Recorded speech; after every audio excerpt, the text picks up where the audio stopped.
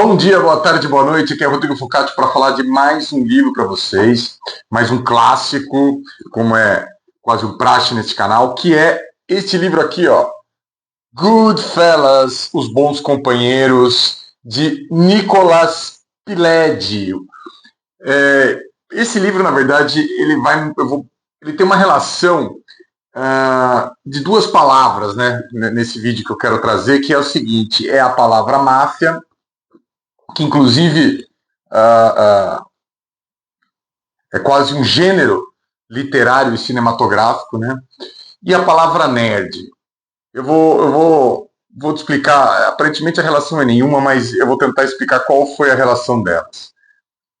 Na verdade, a minha história com esse livro ele começou com um outro livro. Eu estava lendo Honra Teu Pai, do Gay Talese, que é um dos primeiros, ou pelo menos se não um dos primeiros, dos maiores sucessos do jornalismo literário norte-americano, que conta a história da família Bonanno, uma família de mafiosos. Inclusive, é um dos livros que fala da origem da palavra máfia, que teria sido na Sicília, né, quando matam a filha de uma pessoa, e aí aquela cena da mãe, mafia, né, entrou para a lenda, né, não se sabe se é lenda, se realmente aconteceu, mas o que se conta é que essa palavra teria surgido de uma situação como essa. Mas eu estava lendo esse livro e comentei com o meu primo, fui na casa dele, comentei, ele falou: putz, você falou, eu já tinha esse livro, eu vou te dar um que eu ganhei, que eu tenho repetido, que é, adivinhe, esse aqui, Os Bons Companheiros. E o que tem a ver a palavra nerd, né? A palavra nerd, é antiga, né? Dizem que surgiu ali num livro dos anos 50, mas ela ficou escondida, foi aparecer, né? Foi ser usada bem depois, décadas depois. O sentido original dela é uma pessoa que se aprofunda, que conhece muito sobre um determinado assunto, né? Hoje em dia ela meio que ela se desgastou, virou meio que sinônimo de quem fica mexendo em coisas eletrônicas, em tecnologia, criptomoedas, essas coisas todas, enfim. Ela já não gostava muito dela, de uns tempos para cá, acho que ela envelheceu mal. Mas o que acontece? Que eu, depois de ler esse livro, eu já tinha assistido há muito tempo atrás, acho que eu estava na faculdade ainda, o filme do Martin Scorsese, Os Bons Companheiros, de 1990, né, portanto, ali ainda no século passado. E eu tinha amado esse livro, mas não lembrava, eu lembro que tinha gostado, mas não lembrava. Então o que eu fiz dessa vez? Eu li o livro inteiro e um dia depois eu fui assistir. Porque tem um detalhe muito especial. O cara que escreveu Os Bons Companheiros, o ítalo-americano Nicolas Pileggi, ele foi convidado pelo Martin Scorsese para ser o roteirista do filme. Então tem um lance muito legal que é você assistir o filme e fazer o exercício de ver o que ele aproveitou e como ele aproveitou o livro, né? De que forma o livro foi adaptado como roteiro. Né? Aliás, esse livro, quando ele foi lançado em 1985, ele foi lançado com outro nome, era Wise Guy, seria uma coisa de o cara sábio, né? Um homem sábio. Mas daí ele mudou para Goodfellas, para os Bons Companheiros, né? Aqui até na ótima edição da Dark Side, como costuma ser mesmo, ele já vem com esse nome. Inclusive tem um prefácio aqui, uma introdução do próprio Martin Scorsese contando quando ele leu esse livro, da experiência dele, da visão, de como esse livro trazia uma visão dos ítalo-americanos, né, da cultura dos ítalo-americanos, né, e o Nick Pileggi, que também sabia como poucos como conduzir essa história. Então o Scorsese ficou fascinado e tem uma coisa muito interessante que inclusive ele preserva no filme, que é o seguinte: o narrador, né, o Henry Hill, que é ele seria o personagem principal, porque toda a história ele é um centro, a história meio que se desenvolve em torno dele, ele conta, né, ele narra tudo. Mas eu acho que tem um lance especial que o Scorsese coloca aqui na introdução, que na verdade o grande personagem desse filme, desse livro, é o estilo de vida dos mafiosos, né?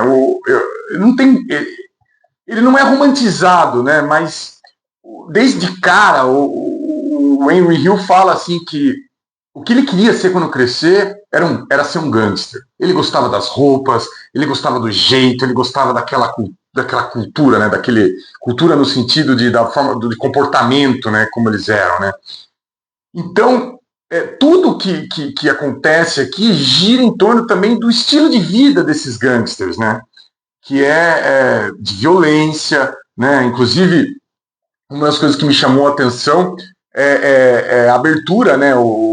O filme ele começa abrindo exatamente como o livro, ou quase exatamente, falando da infância, desse sonho do Henry Hill de se tornar um gangster e tal, mas daí ele corta para uma cena que no livro ela chega bem depois, que é uma cena muito impactante, e que eu não vou dar spoiler, porque né, esse é um filme que é legal, quanto mais surpresa a gente tem, mais legal, então vou evitar falar qualquer cena, mas vou dar uma dica aqui, e se você já assistiu, você vai saber do que eu estou falando, que a edição desse livro Dark Side, ela vem com um monte de paz, como vocês podem ver aqui. Então, enfim,